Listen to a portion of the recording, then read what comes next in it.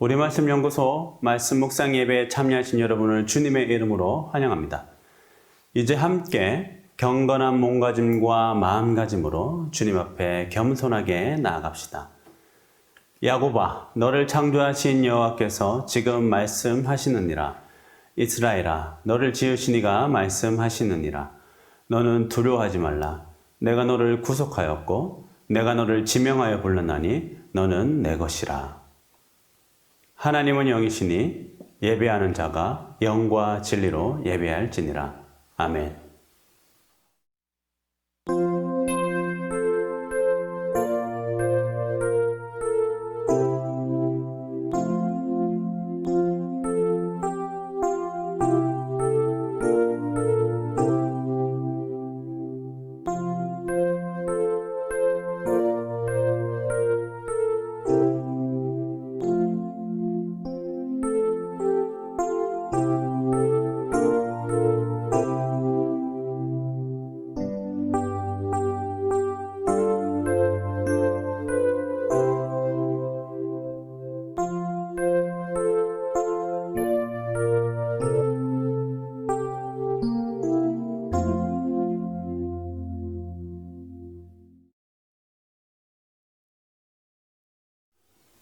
하나님의 사랑을 생각해 볼 때 우리는 이사야 43장 1절의 말씀을 곧잘 기억하곤 합니다.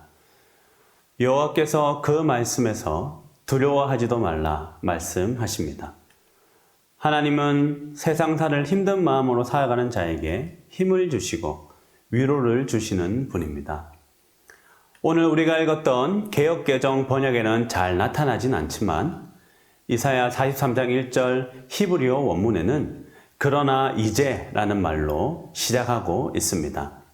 그러나 이제라는 말은 앞선 내용이 지금 이후에 나올 하나님의 말씀과 다른 내용이었다는 걸 알 수 있는 것이죠. 이사야 42장에는 우상을 섬기고 하나님의 말씀에 순종하지 않는 이스라엘 백성을 향한 하나님의 심판이 선포되고 있습니다. 이스라엘은 참으로 깨닫지 못하고 어리석은 백성입니다. 그러나 한편으로 생각해 보면 바벨론 포로기의 삶을 살아가는 이스라엘 백성들이 얼마나 힘이 들었으면 눈에 보이는 우상이라도 붙잡으려 했을까 하는 애잔한 마음까지 듭니다. 하나님은 참 마음이 여린 분이신 것 같습니다. 심판을 선언하시다가도 그들의 고난을 지켜보시고 측은히 여겨 내가 너를 지켜줄 테니 두려워 말라고 이야기하시기 때문입니다. 이스라엘 백성들만큼이나 우리의 삶도 바쁘고 어렵습니다. 이런 삶 가운데 매주, 아니 하루에 몇 분조차도 하나님을 기억하는 일은 쉽지 않습니다.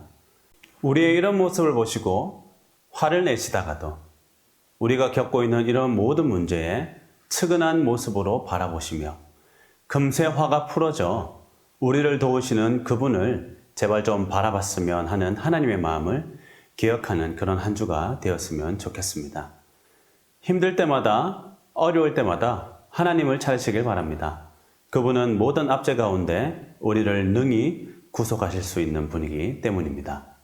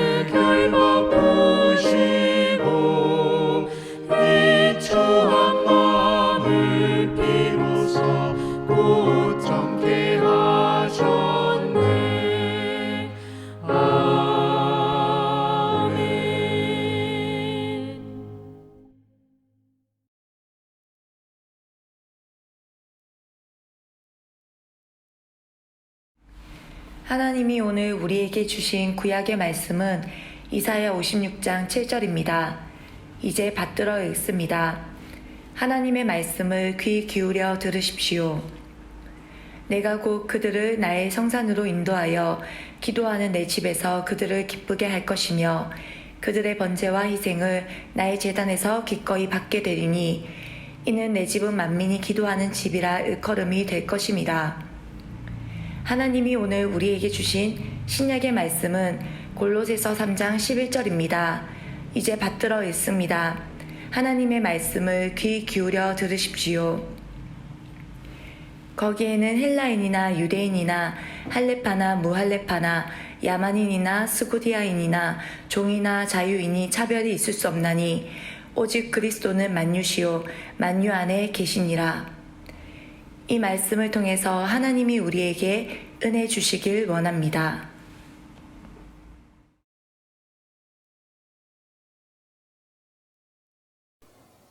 물론 이 예배를 온라인으로 함께 드리는 분들은 이 예배를 통해서 하나님을 만나고 그분의 말씀을 들을 수 있다고 여기고 계실 것입니다.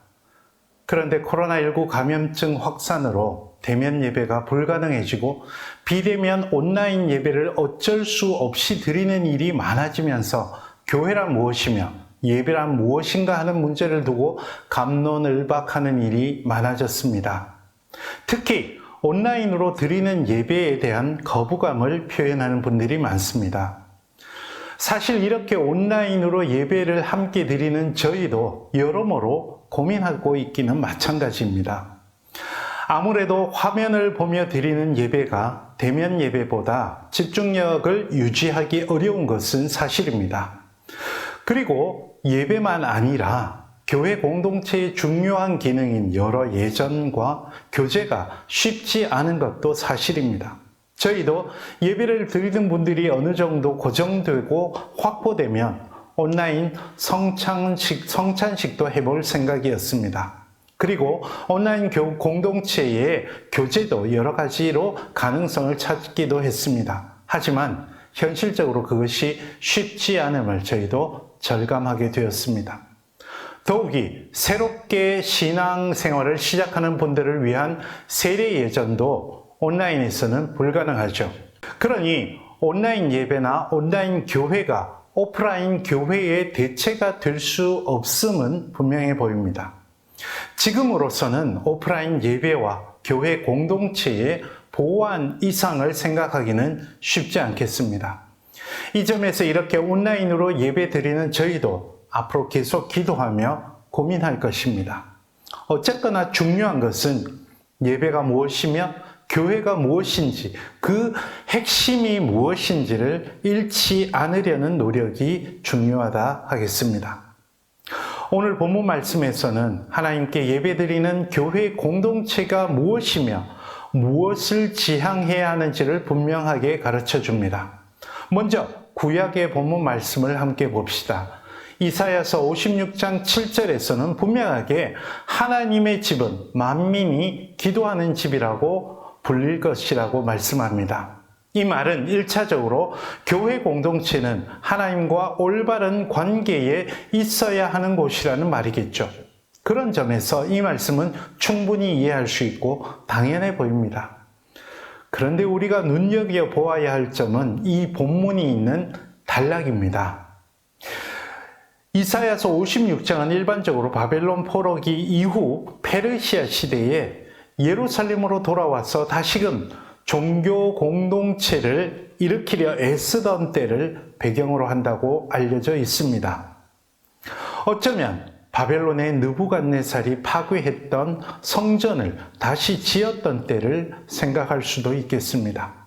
이때 성전에서 하나님께 기도해야 한다는 점을 강조하는 것은 어쩌면 당연해 보입니다. 그런데 여기서 만민, 히브리어로 모든 백성들이 기도하는 집이라고 한 점이 문맥에서 도드라져 보입니다. 왜냐하면 이 본문이 있는 단락 앞구절, 특히 3절에서 이 당시 공동체에서는 특정한 사람들을 성전 공동체에서 배제한 것으로 보이기 때문입니다.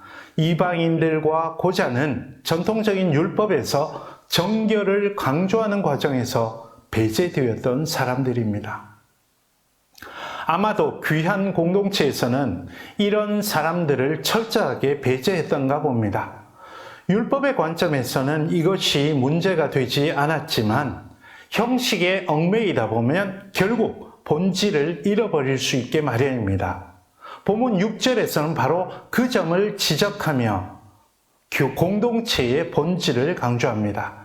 또 여호와와 연합하여 그를 섬기며 여호와의 이름을 사랑하며 그의 종이 되며 안식일을 지켜 더럽히지 아니하며 나의 언약을 굳게 지키는 이방인마다 라고 합니다.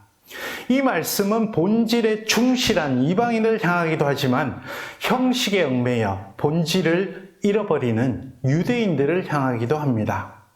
이런 사람들은 그래서 형식을 강조하며 배제하고 분리하며 공동체의 본질을 잃게 만들어 버립니다. 본질이 무엇입니까? 오늘 본문 말씀에서 분명히 강조하죠. 만민이 하나가 되어 하나님께 기도하는 것입니다.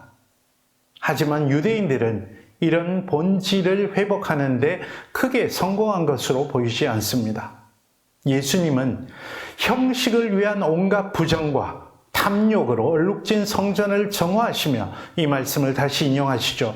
마태복음 21장 12절부터 14절을 제가 읽어드립니다.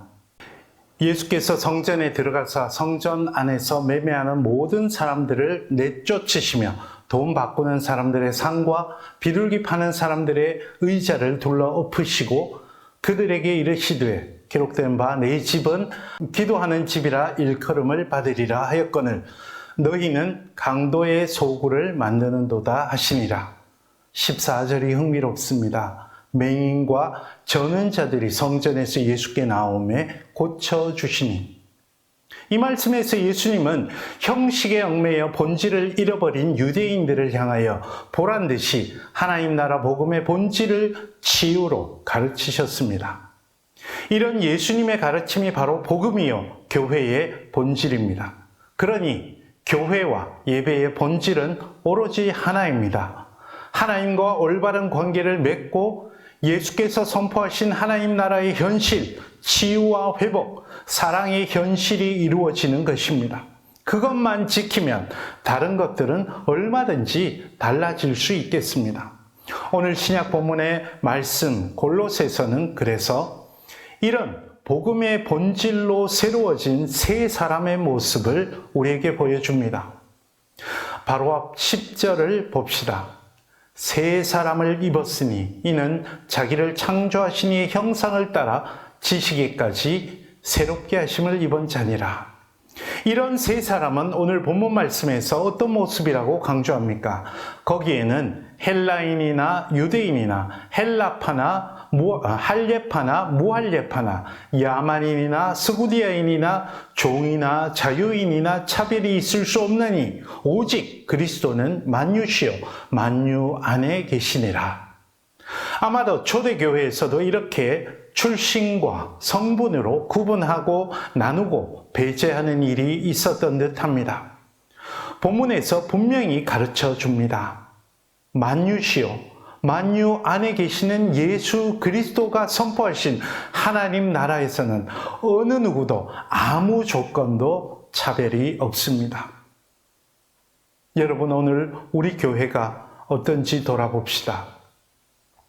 우리는 혹시 온라인 예배가 어떻고 오프라인 예배가 어떻고 이런 교회가 어떻고 저런 교회가 어떻고 하면서 정작 이 본질에는 소홀하고 있지는 않습니까? 교회를 떠나는 이들이 왜 교회를 등지는지 관심을 두고 있습니까? 우리는 옛 이스라엘의 공동체처럼 교회에서의 어떤 초대교회의 어떤 이들처럼 여전히 이런저런 본질이 아닌 기준으로 교회에서마저 나누고 차별하고 배제하고 있지는 않습니까? 그래서 사람들이 교회를 등지고 떠나고 있지는 않습니까? 아니, 교회까지 갈 것 없이 우리 한 사람 한 사람의 개인 삶에서는 어떠합니까? 이제 본문 앞에서 겸허히 우리의 모습을 되새기며 교회의 본질, 예배의 본질을 다시 한번 묵상해 봅시다.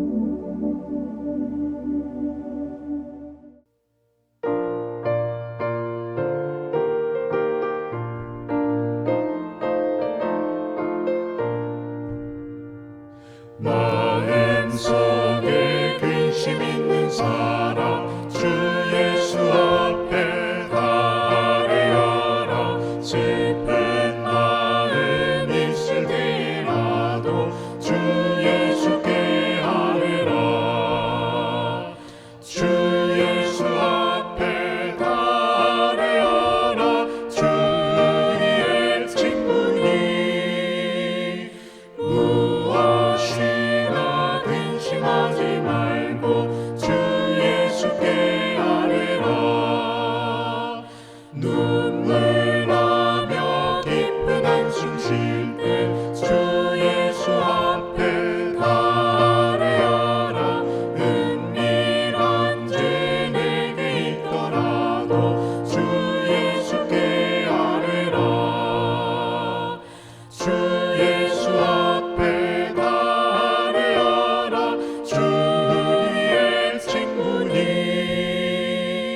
무엇이나 근심하지 말고 주 예수께 아뢰라.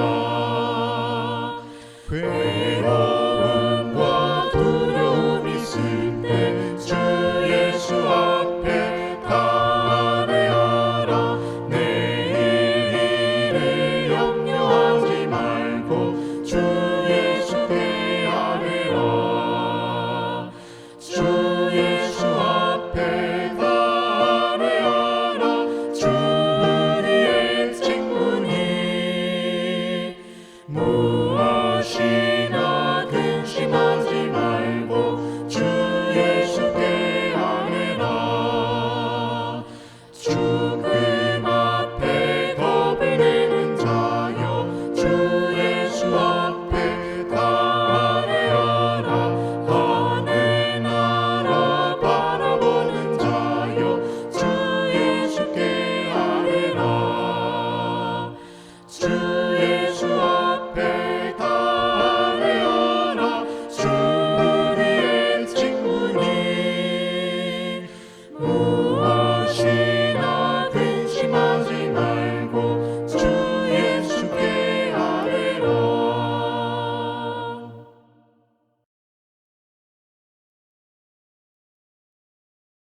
오늘 본문 말씀을 통해서 우리는 교회란 하나님께 모든 이들이 차별받지 않고 기도할 수 있는 곳, 그리고 하나님의 치유의 사역, 그리고 하나님 나라, 하나님의 다스리심이 이루어지는 곳이라는 점을 배웠습니다.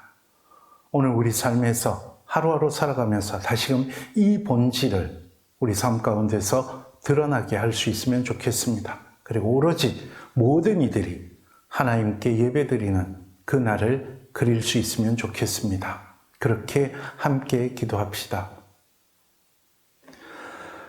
주 예수 그리스도의 은혜와 하나님 아버지의 사랑하심과 성령님의 교제케 하심이 이 자리에 머리 숙인 주님의 사랑하시는 백성들과 그 삶 가운데 지금부터 영원토록 함께 하시기를 간절히 축원하옵나이다. 아멘.